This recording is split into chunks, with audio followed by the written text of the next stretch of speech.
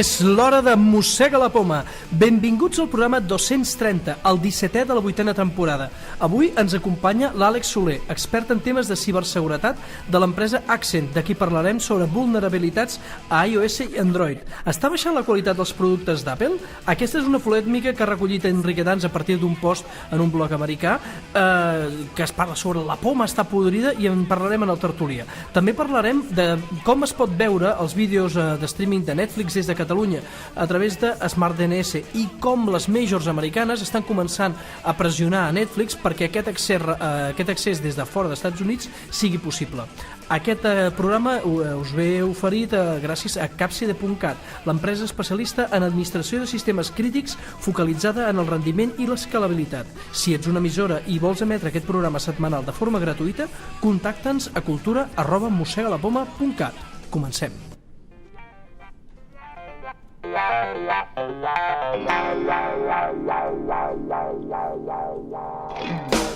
Ara comença el primer programa independent de cultura tecnològica en català.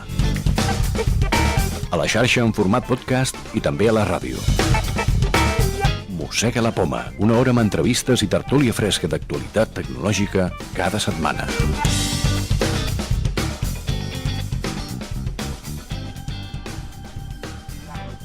Des dels estudis centrals de Mossega la Poma amb una taula en forma de... Estudi de televisió. Sí senyor, estudi de televisió. Benvinguts al programa setmanal on conversem de forma dispersa de tecnologia i moltes coses més. Control tècnic, Rubén Gervilla. Hola, bon dia. En el control de vídeo tenim el control de vídeo, Marc. Sergi Perucho, el nou becari de Mossega la Poma. Que el direcció i postproducció, Marc Alier. Sí senyor. A l'altra banda de l'Skype, el senyor Carles Canyo. Hola a tothom.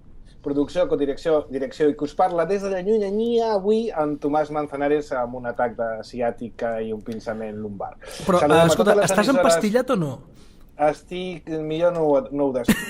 Saludem a totes les emissores de ràdio que emeten Mossega la Poma a les seves respectives graelles i als amics que ens escolteu via canal digital de Nació Digital. Com sempre, és un plaer compartir aquesta hora amb tots vosaltres. Tomàs, ja sé que estàs, que lo petes de content. Avui ho peto de content perquè portem tot el matí i muntant l'estudi han passat totes les coses possibles, començant perquè tu estàs fotut, però bueno, estem aconseguint gravar el programa només amb 40 minuts de retras de l'hora normal, sí que Déu-n'hi-do. I a part d'aquesta d'això de content que estic molt content perquè va sortir una notícia abans de Nadal que volia haver comentat el programa però vam poder perquè ho tenim tot molt ple. I és el fet de que Instagram ha sobrepassat a Twitter en nombre d'usuaris actius.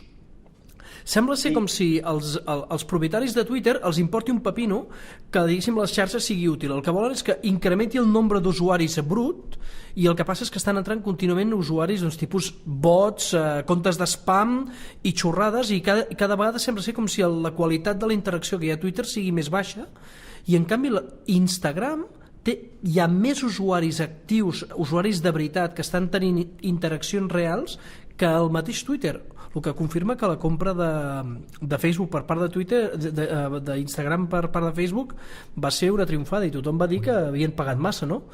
I a més hi ha un altre problema amb Twitter que a mi em desagrada moltíssim i que ha anat per ell a la seva baixada de qualitat per la participació d'usuaris, que és des de que han afegit la publicitat tan molesta que... Sí. Que veiem. Sí, perquè de vegades et veus alguna cosa i dius, qui m'ha enviat això? I no, és una compte d'espam directament o ja directament són anuncis i no es diferencien prou dels tuits de veritat. Molt bé, senyors, doncs anem a començar, si us sembla, la tertúlia i abans... La tertúlia o l'entrevista? Perdona, l'entrevista, gràcies per corregir-me. I abans aneu a conèixer com contactar amb nosaltres. Connecta amb Mossega la Poma a Twitter, @mossegalapoma, per correu electrònic a cultura@mossegalapoma.cat, a la comunitat oberta de Google+, cerca per Comunitat Mossegui, o bé directament des del blog. Recorda que cada episodi de Mossega la Poma conté una entrada al blog amb les notes detallades del programa. Si perds un enllaç o una referència, no pateixis, la trobaràs a l'entrada corresponent al blog de mossegalapoma.cat. Mossega la Poma, tot junt i amb dues esses.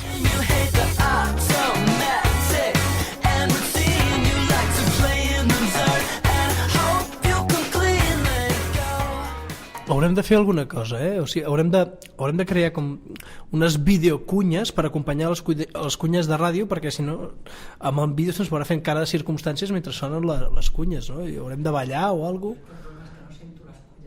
Sí, més el tècnic de vídeo no sent les cunyes. Molt bé. Em deixeu presentar l'Àlex Soler? Sí, primer li donem la benvinguda. Benvingut, Àlex, que estàs aquí de convidat de pedra, que no has dit res fins ara. Moltes gràcies. Benvingut. L'Àlex és enginyer superior d'informàtica per la Universitat Politècnica de Catalunya, ha estat implicat en projectes d'anàlisi forense, cosa que el Marc coneix molt bé, i també en auditories en temes de seguretat informàtica. Actualment és responsable de l'equip Red Team a Accent Cybersecurity. Què és un equip Red Team, Àlex? Doncs, així, en poques paraules, podríem dir que seria un equip d'experts amb diferents sectors, amb diferents temàtiques, les quals el que tindrien que fer seria revisar la seguretat i la robustesa dels sistemes sota revisió, valga la redundància. Molt bé. L'Àlex també és professor del mòdul de dispositius mòbils al màster de ciberseguretat a la Universitat Politècnica i l'hem convidat aquí a Mossega la Poma per parlar sobretot de vulnerabilitats a iOS i Android, que n'hi ha moltes i diverses. Si et sembla, Àlex, anem per la primera part. A la primera part ens hem volgut centrar per repassar els mecanismes que fan més vulnerables als iPhones i als iPads, els dispositius amb iOS, i també perquè ens donis uns certs consells de com poder actuar amb lògica per augmentar la prevenció. D'on venen els problemes principals en l'entorn iOS? Doncs, principalment, podríem comentar que en l'entorn iOS una mica la política que ha agafat Apple per el que és mantenir la seguretat dels seus dispositius és controlar tot el que s'instal·la en els dispositius, no? És a dir, tot software que volem tenir en els nostres dispositius iPhones o iPads ha de passar exclusivament pel seu App Store, que tota aplicació, que tot desenvolupador vulgui pujar en el seu App Store haurà de ser prèviament revisada per ells, no? És a dir, ja no només a nivell funcional, sinó inclús a nivell de seguretat i usabilitat per part de l'usuari. Això, Àlex, vol dir que el fet de que descarreguem les aplicacions de l'App Store que passen aquest filtre, que sovint ens queixem per altres temes, per temes, diguéssim, de manca de flexibilitat o de llibertat. Això, a priori, pel temes de vulnerabilitat i seguretat, ja ens dona un punt de confiança, no? El fet que estigui a l'Apple Store, no? Cal destacar dues coses aquí, i una és el 100% confiança no existeix mai, perquè s'han demostrat casos, per exemple, Charlie Miller, que és un investigador molt famós, sobretot en temes de dispositius mòbils Android i iOS, va demostrar que seria possible pujar una aplicació maliciosa en l'App Store i que passin inclús els controls d'Apple. És a dir, en el 2012 ho va arribar a aconseguir. Perquè, en realitat, quan tu envies una aplicació a Apple, no li estàs enviant el codi font. El que estàs enviant és el programa compilat i ells es dediquen a determinar quines APIs del sistema operatiu estàs accedint. Exacte, és a dir, ells fan una anàlisi del binari i el que fan és obtenir, a través de l'Objective-C, que és possible, obtenir les crides a les APIs que estiguin fent, i en base a unes heurístiques que tenen en aquest anàlisi estàtic, ells identifiquen si l'ús que això és sospitós. Exacte. Tot i així, les aplicacions d'iOS i els iPhones i els iPads no estan exempts de problemes, ¿vale? Però a veure, una cosa... On estan aquests problemes? Una cosa, quan estem parlant d'Android, per exemple, el que ens trobem és que a les APIs a qui accedeix això es deixa en mà de l'usuari, no? Ens diu, aquesta aplicació vol accedir a no sé quina part de les APIs, això vol accedir al giroscopi, això vol accedir al disco, això vol accedir al teu telèfon. I això no dona més seguretat? En el cas d'iOS això ho han aconseguit millor, jo crec, des d'una opinió personal. És perquè en el moment que, per exemple, una aplicació vol accedir als teus contactes, t'avisa en el moment que vol accedir, et surt un pop-up de l'aplicació i et diu si tu, com a usuari, li estàs permetent aquest accés o no. En el cas d'Android, tot això queda el que és en el procés d'instal·lació, és a dir, quan instal·les una aplicació, en el manifest, el que fan els desenvolupadors és identificar quins permisos necessitarà, si necessita accedir a l'agenda, si necessitarà accedir a la càmera, etc. Llavors tu en el procés d'instal·lar una aplicació en Android has de ser conscient de quins permisos està necessitant aquesta aplicació que estàs instal·lant. Hi ha una cosa que hi ha en el nou iOS 8 i és que si una aplicació vol accedir, per exemple, a la teva localització, fins i tot quan no està funcionant, per exemple, l'aplicació del temps, que diu la meteorologia, vol saber, tindre accés a la teva localització quan no la tens funcionant, perquè que sé, si al cap d'un dia estàs en una altra banda i vols consultar el temps, ja sàpiga on ets i ho tingui precarregat. I això t'informa, li has de donar permís. Això a Android no hi ha cap manera de poder-ho permetre, aquest tipus de control? Doncs, si hi ha algun control o no, així d'entrada ho desconeixo. El que sé és que a efectes normals no és així. És a dir, l'aplicació, si d'entrada amb la instal·lació li has donat permisos d'accedir a la localització, per exemple, accedirà. Continua, Tomàs.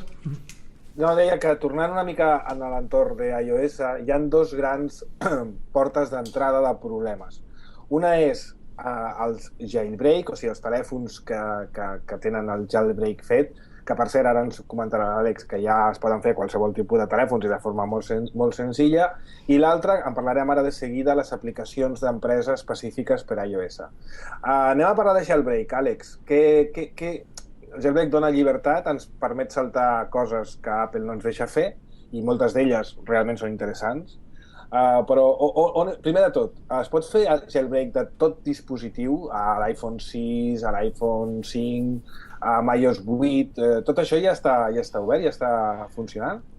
En principi, fins a iOS 8 tinc confirmat fins a la 8.2, està confirmat que és possible fer un jailbreak, i sigui independentment del dispositiu, si és un iPhone 4, si és un iPhone 6, un iPad, etc. I en el cas dels iPhone 4, cal comentar que es pot sempre fer un jailbreak independentment de la versió d'iOS utilitzada.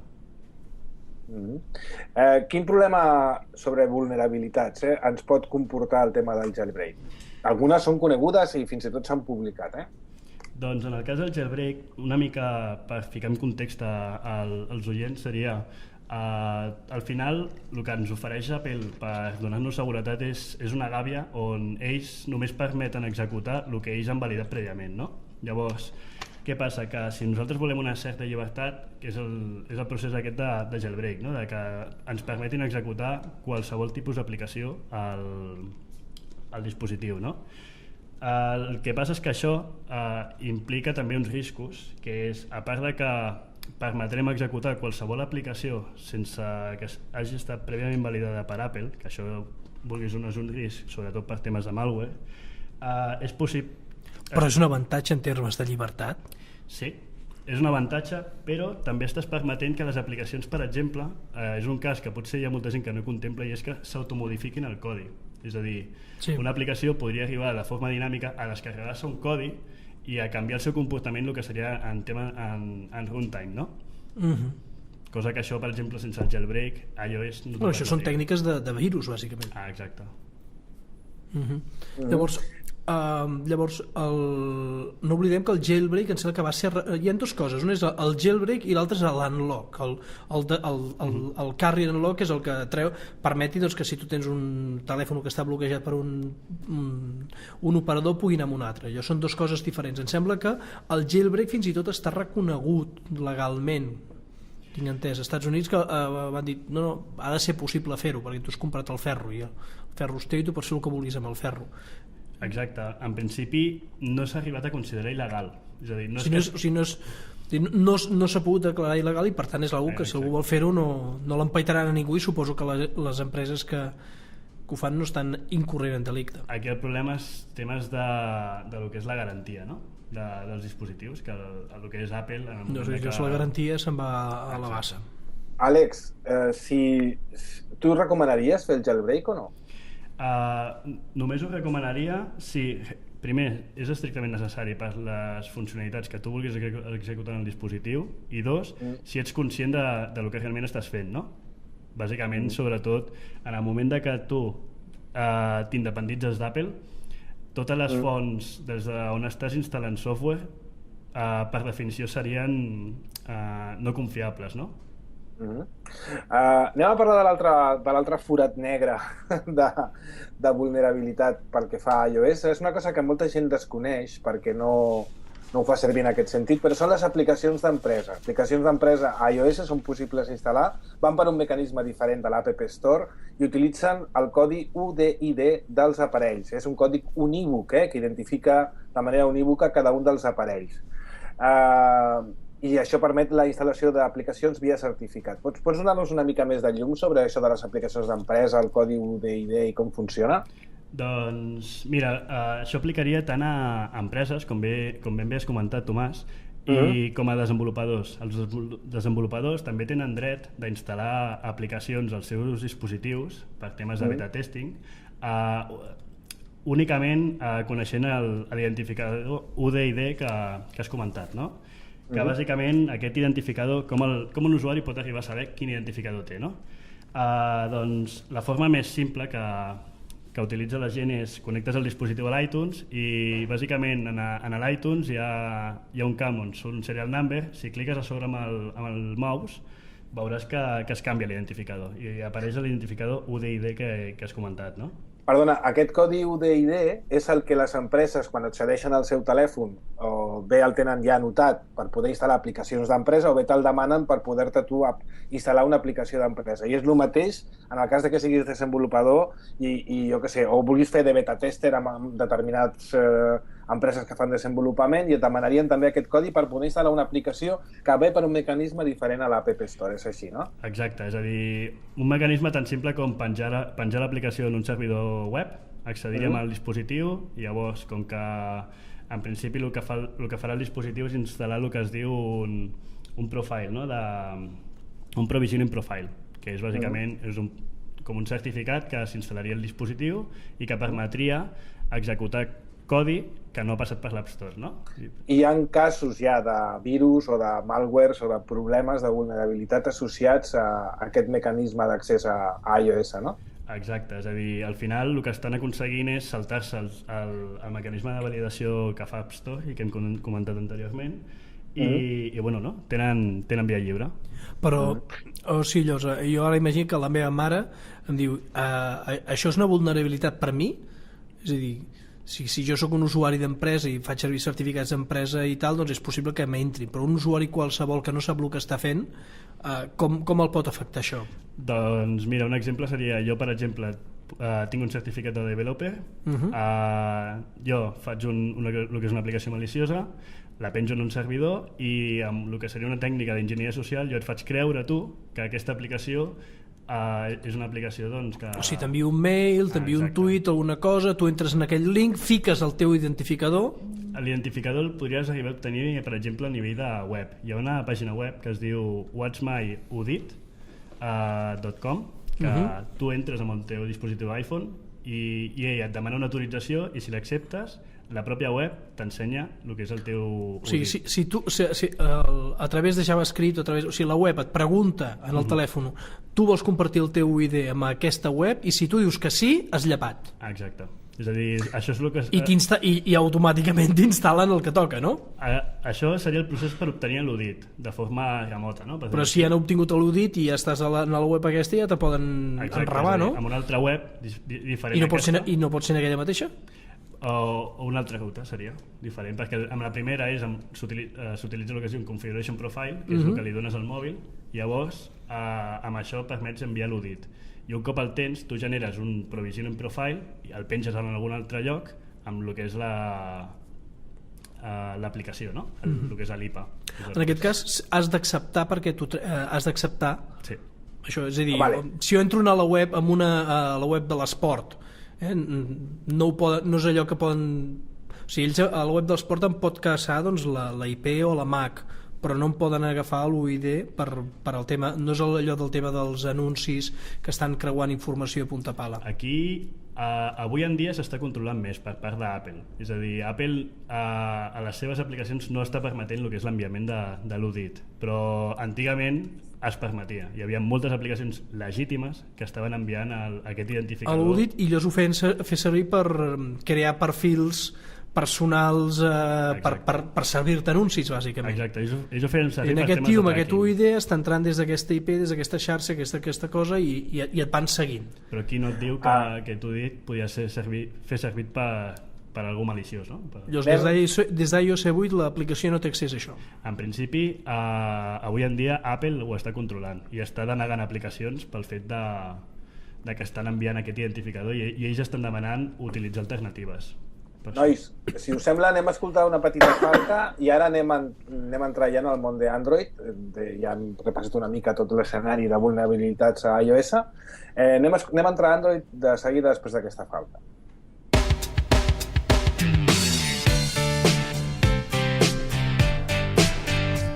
Mossega la Poma es distribueix gratuïtament per a aquelles emissores locals que vulguin incloure el programa a la seva graella.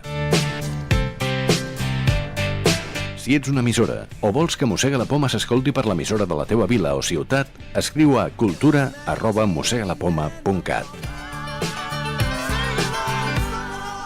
Recordem als oients de Mossega la Poma que podeu enviar-nos donatius perquè necessitem comprar-nos un descapotable de color rosa mentre escoltem aquesta cançó. Molt bé, amb l'Àlex Soler a l'estudi, ara parlant de vulnerabilitats més centrades en el món d'Android. Sabem clarament que una de les portes d'entrada són les botigues d'aplicacions no oficials, però, Àlex, sota el teu criteri, on tenim el problema principal en el món d'Android? Aquí? En el món d'Android, jo crec que els problemes estan a tot, no? És a dir, el fet de que és una mica més obert que iOS i que no hi ha el que és una empresa com a tal darrere del que és el sistema operatiu. Jo opino... I allò... Google?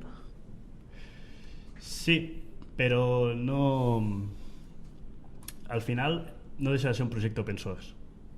No, a veure, o sigui, hi ha una versió d'Android que diguéssim que és el projecte open source, que tu pots agafar i tu et pots crear una ROM, instal·lar-lo, però el que dona Google o el que et donarà Samsung o el que et donarà HTC no és open source. O sigui, els kernels... Exacte, estan modificats. Els kernels estan modificats i, o sigui, les versions comercials d'Android, o sigui, és un projecte open source que permet que els fabricants agafin i construeixin un mòbil a sobre d'això. Hi ha unes parts que són open source, però unes parts que no són del tot open source. Bueno, però sigui com sigui, Android està... Perdoneu, és que sentia aquí unes coses rares. Dic que sigui com sigui, Android està obert a... O sigui, no passa aquest filtratge que havíem parlat abans de l'App Store, hi ha una botiga oficial on també hi ha molt programari, molt d'aquest també és open source i també té una vigilància, diguéssim, de la pròpia comunitat, però altres coses no. On està la porta d'entrada més gran de problemes en el món Android? Jo el que opino és que en el món Android el problema és principalment l'usuari. És a dir, que moltes vegades, sobretot com he comentat abans, no? Que Android, tu quan instal·les una aplicació et demana uns permisos i si tu acceptes, doncs aquella aplicació tindrà aquests permisos, no?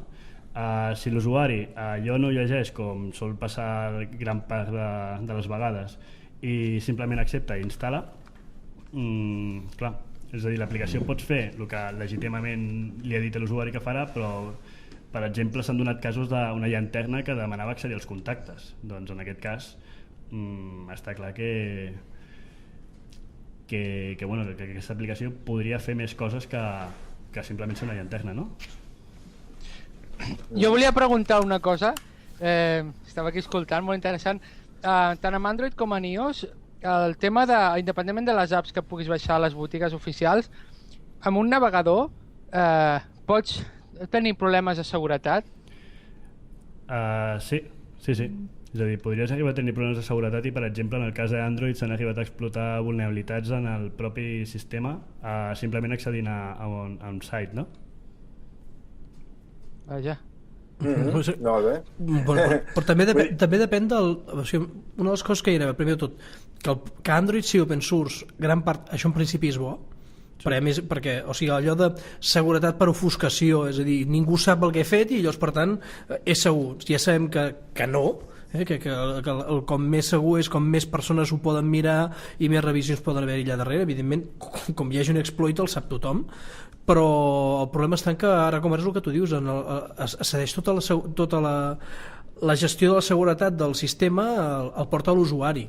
mentre que Apple és molt més paternalista i et diu no, això ho tanco jo i t'ho vaig tornant a preguntar, mentre que Android instal·les i dius, dones permisos, al final acabes dient sí que tot per defecte, perquè tens com saturació de pop-ups. També simplement una aclaració és que en el cas d'iOS també podria arribar a tenir aquest risc, no? De que a la versió d'iOS 4, per exemple, el jailbreak es feia simplement accedint a un site, no? Que era el Jailbreak Me. Doncs en aquest cas el que feia el site era explotar una vulnerabilitat pròpia del Safari. Sí. Exacte. Per això que en els dos mons podria arribar a passar. Sí, amb el món d'Android el que entenc que estàs dient és que l'usuari ha d'anar amb més precaució, que estem davant d'un escenari, òbviament, amb molta més llibertat i, per tant, l'usuari hauria de tenir molt clar quan accepta permisos o quan es descarrega aplicacions de determinades botigues no oficials. En el vostre dia a dia de la feina heu arribat, o del teu passat, que potser no tant de la feina actual, heu arribat a tenir davant telèfons que heu necessitat remenar, tocar, mirar per temes d'anàlisi forense? La veritat... Parlo d'iOS i parlo d'Android, Per temes d'anàlisi forense, no, bàsicament. Sí que els hem tingut a mà per sobretot temes de revisions, no? És a dir, ens han vingut clients que han estat preocupats de la seguretat dels seus dispositius, sobretot dels corporatius, i que el que buscaven era fer una revisió prèvia de totes les aplicacions que s'estaven instal·lant en aquests dispositius, no? Sobretot per temes més preocupants de privacitat, no?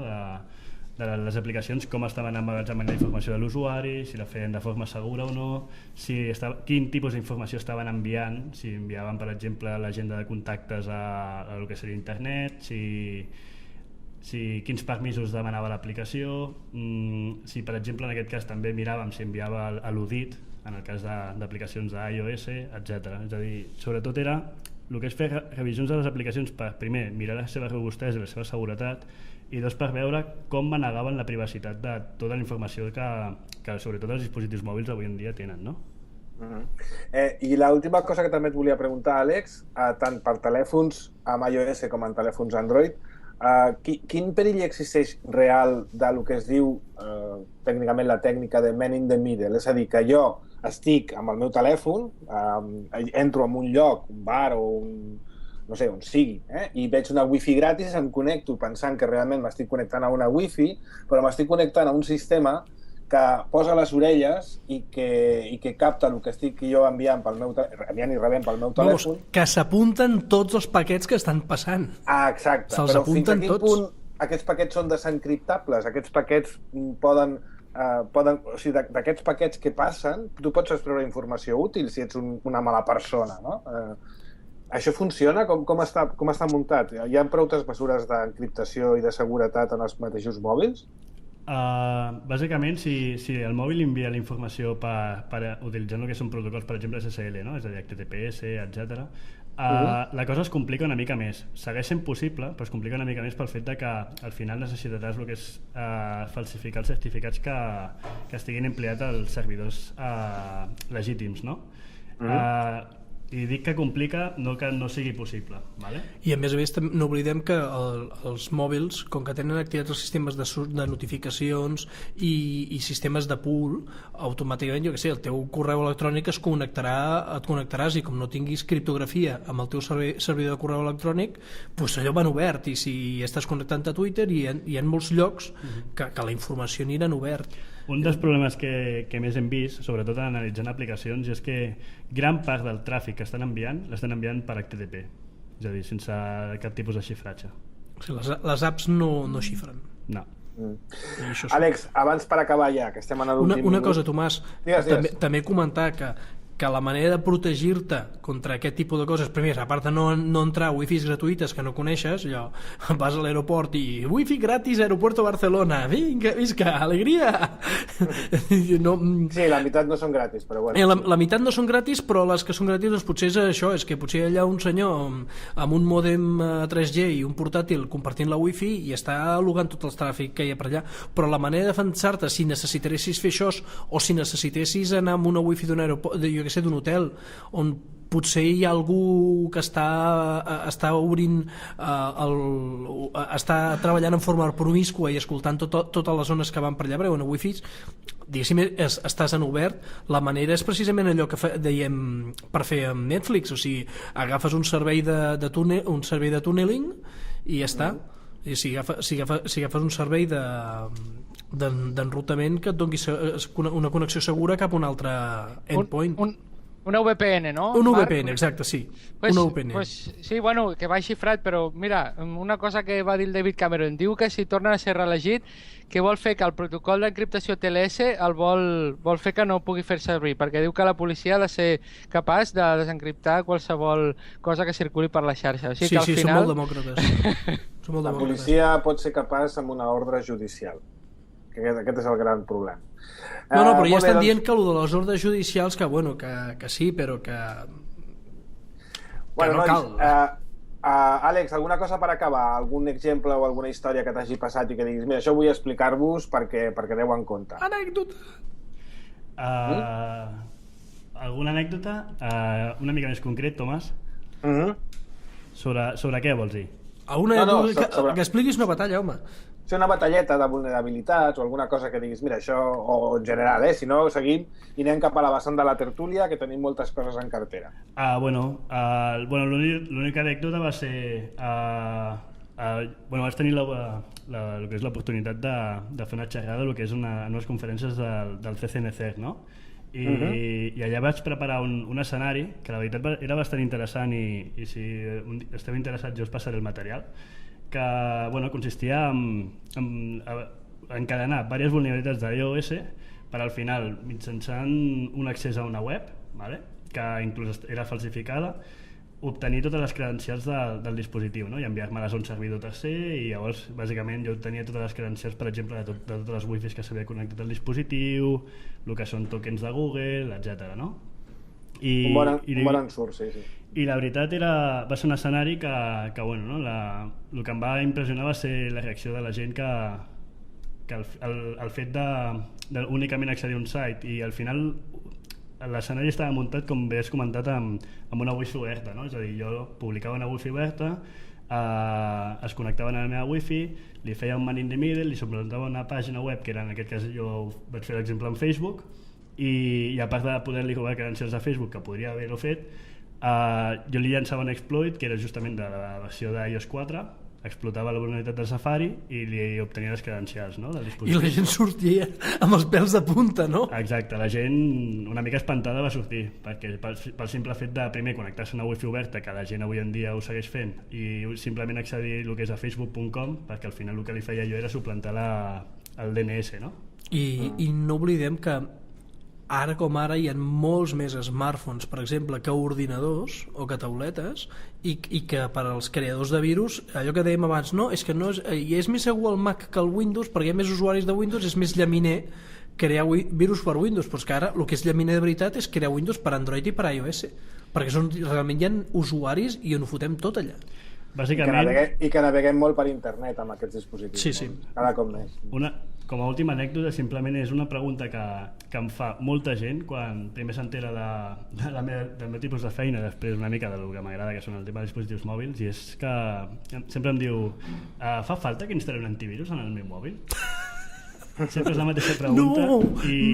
I simplement doncs, fer saber a la gent que al final un dispositiu mòbil avui en dia no deixa de ser un ordinador, i llavors que inclús les mesures que has de prendre han de ser igual o inclús superiors, no?, d'un ordinador personal. Sí, perquè almenys l'ordinador personal en molts escenaris no es mou de casa i el mòbil el portes per tot arreu. Àlex Soler, de l'empresa Accent, moltes gràcies. Sé que et quedaràs amb nosaltres la resta de la tertúlia, després d'haver estat patint el temps d'espera, perquè avui el programa ha començat amb una mica més de retard. Sí, encara ens enganxaran els de Ràdio Andorra abans d'acabar el programa.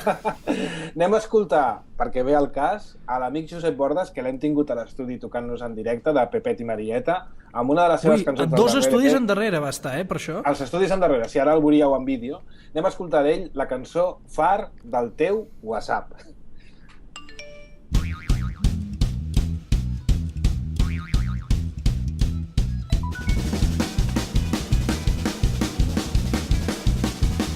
Ja n'estic fora de WhatsApp, te passes tota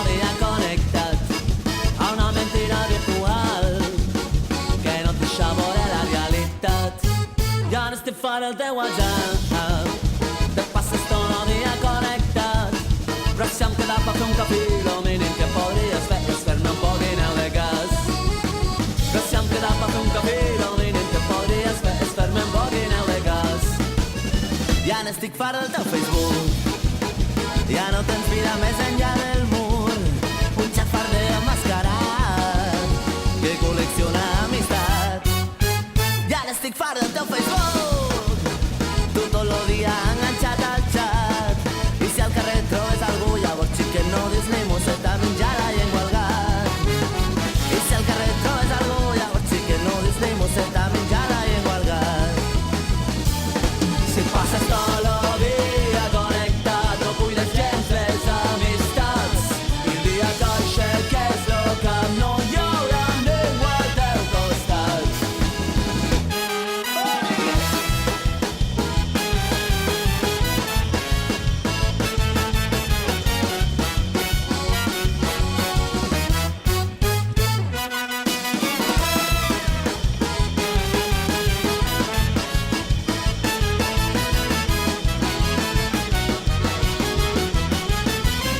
Ja n'estic fart del teu iodó, xiqueteres que ja no tingues ulls, pares que no... Parlem-ne. Tertúlia Mossegui. L'actualitat tecnològica debatuda amb passió.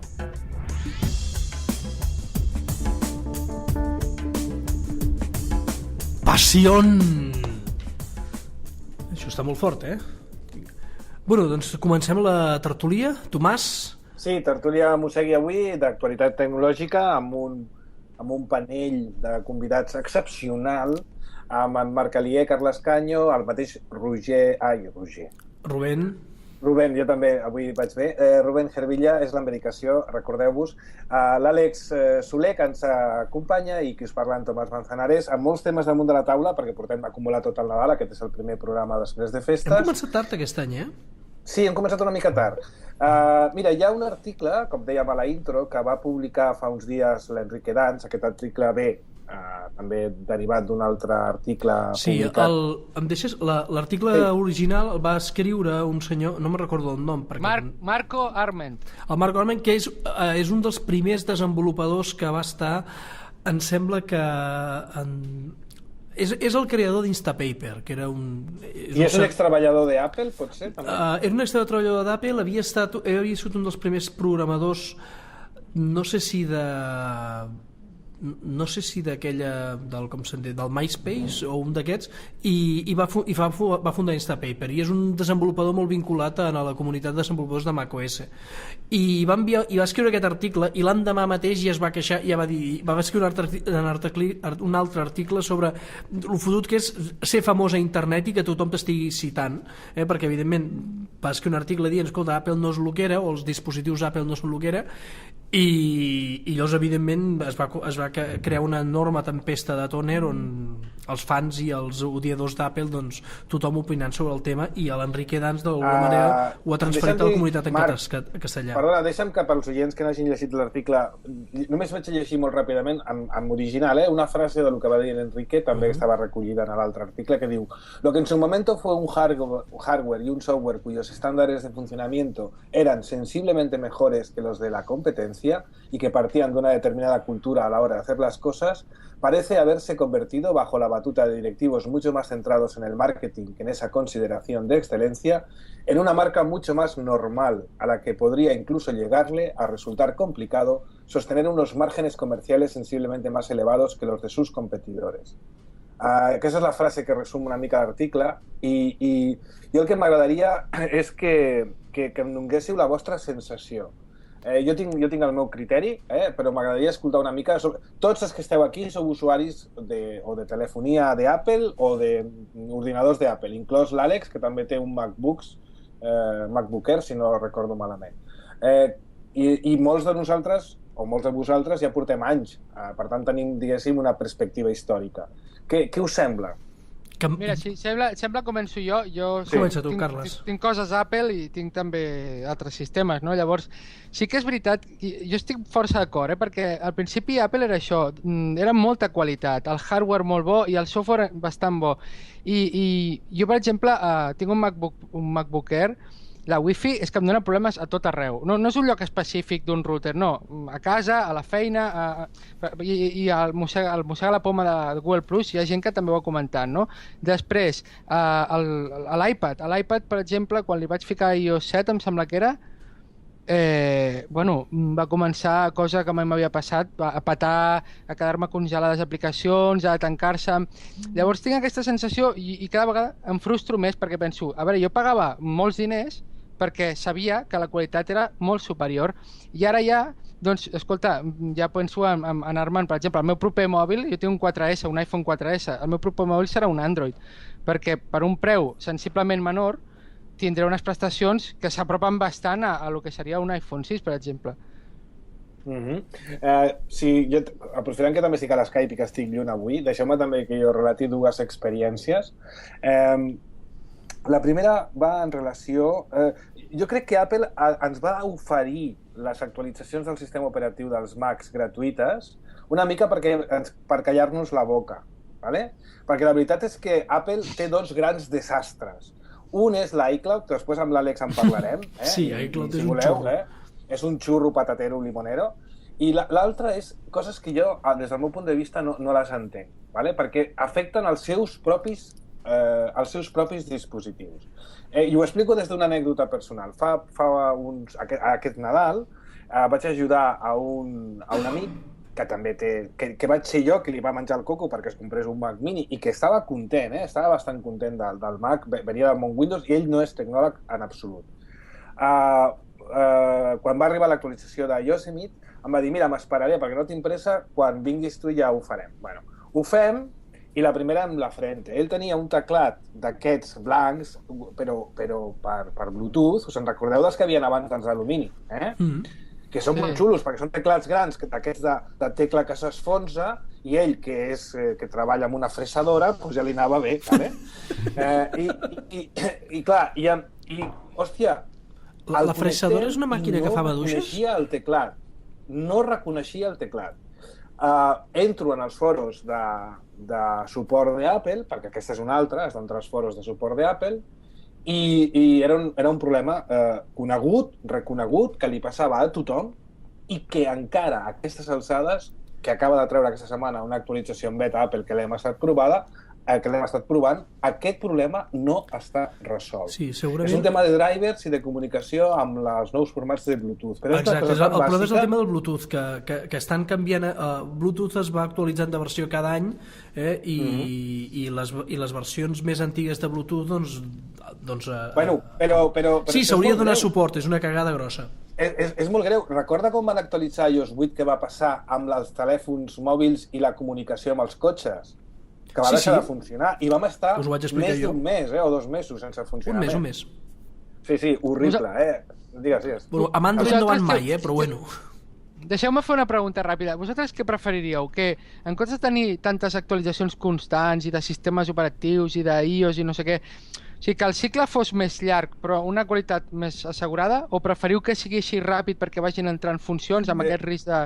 El problema, Carles, no és el que preferim. El problema és que jo crec que Apple està pressionada, perquè tot el mercat està amb una tendència, diguéssim, d'un ritme d'actualitzacions molt més elevat, a fer les coses amb uns cicles més curts. Abans d'entrar aquí, Tomàs, em deixes explicar dir la meva i la meva?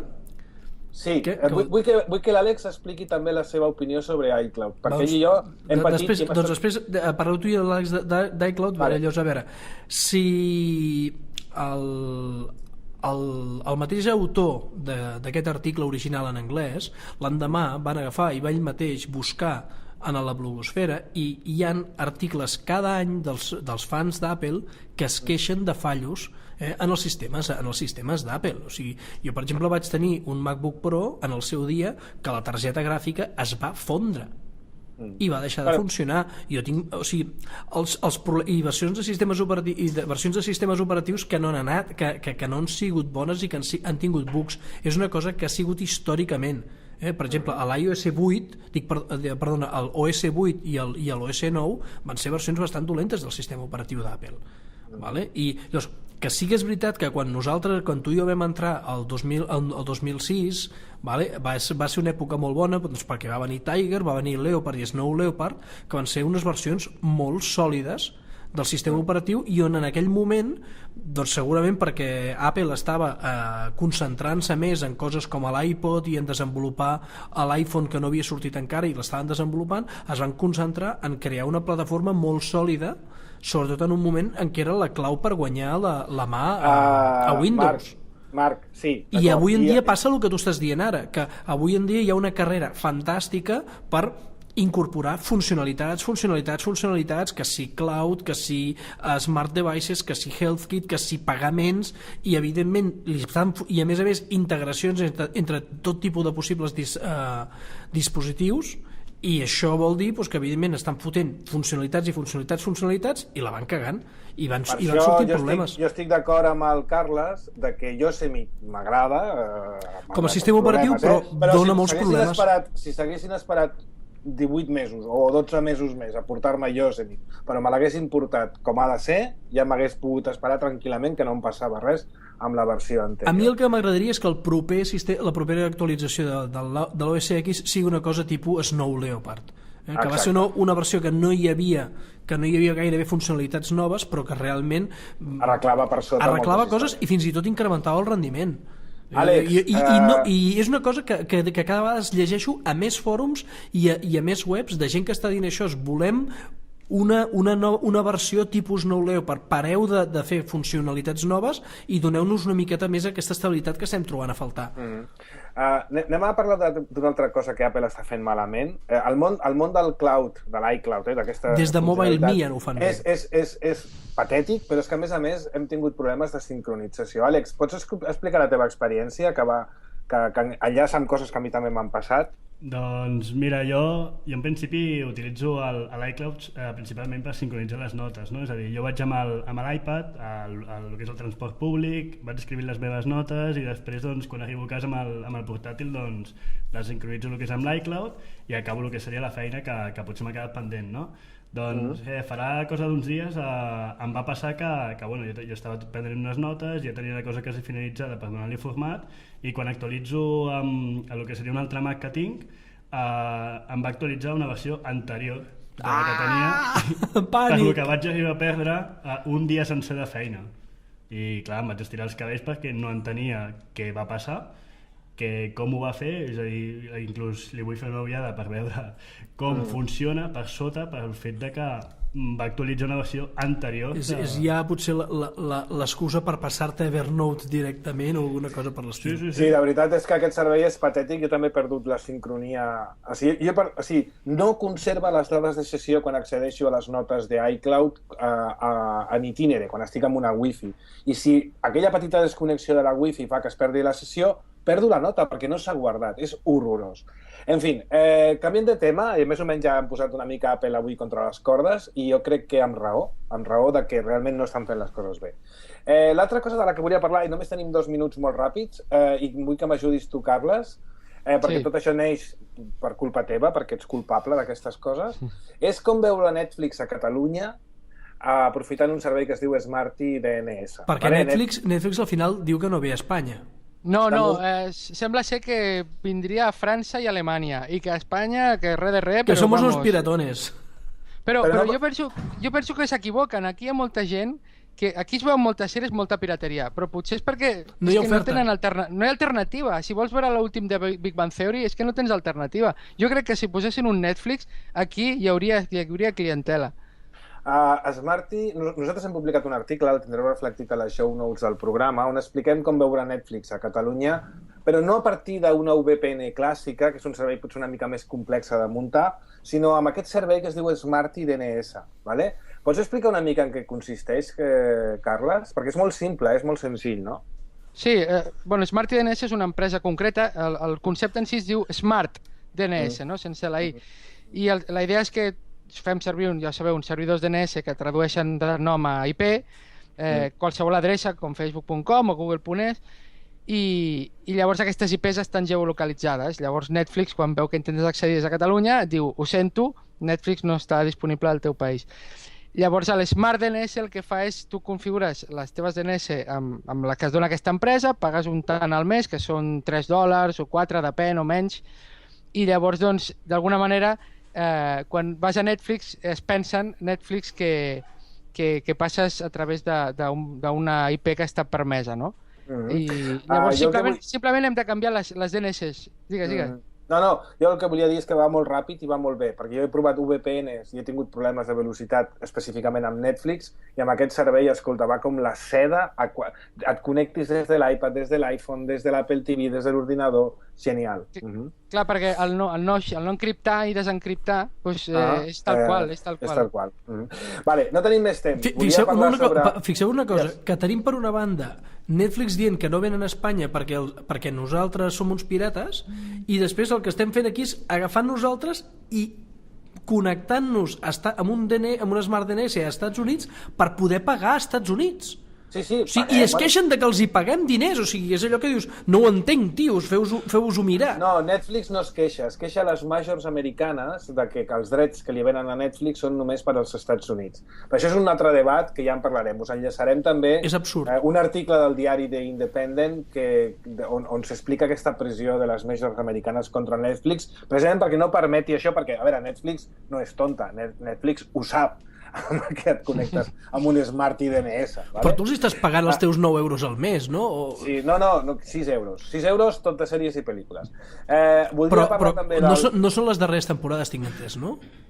Sí, les últimes. I molt bé. I a més està House of Cards, que és l'hòstia en vinagre.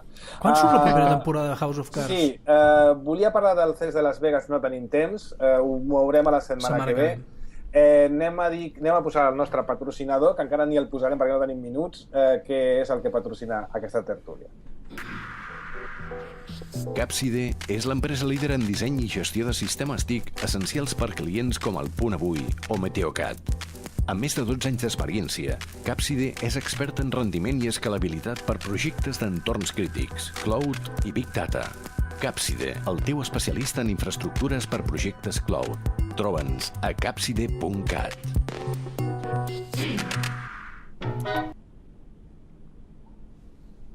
Això ja no equivocanti, aquesta cunya de Capside, Tomàs. En Tomàs desaparegut? No he desaparegut, estic aquí, no sabia... Pensava, doncs tenim les propostes museguis, tenim la música de propostes museguis, Rubén, si no podem... Ara tenim la música de les propostes museguis.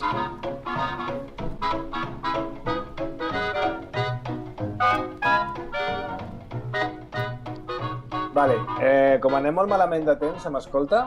Sí, se t'escolta. Sí. Carlos, llença tu les teves dues propostes i jo acabo amb la meva i la del Joan Carles. Vinga. Mira, hi ha Torrent TV, Torrent TV, és una senzillíssima aplicació gratuïta per a Mac, Windows i Linux que permet fer streaming d'arxius torrent o enllaços torrent o magnet a un Apple TV, a un Chromecast o un Roku. Proveu-la perquè és una meravella.